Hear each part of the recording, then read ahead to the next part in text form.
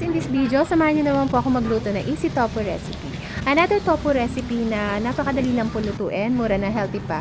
Sa isang bowl, naglagay lang po ako ng 2 tablespoon oyster sauce, soy sauce, black pepper, brown sugar, mix lang po natin.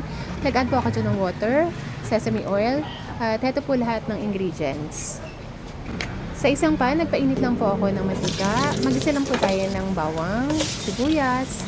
Naglagay po rin ako ng kamatis. Medyo mababa na po yung price ng kamatis. And then, inad ko na po yung tofu. Nag-add po ako dyan ng seasoning granules. At ito po yung sauce mixture. And then, nag-add po ako dyan ng 2 large eggs. Mix lang po natin. Yan, para mag-combine lahat ng ingredients. And naglagay po ako ng onion leeks.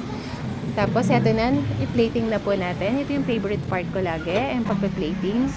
And add po ako dyan on top ng fried garlic at onion leeks. Luto na rin po kayo, easy lang pong lutuin. Masarap na, mura pa. Thank you guys for watching. Bye!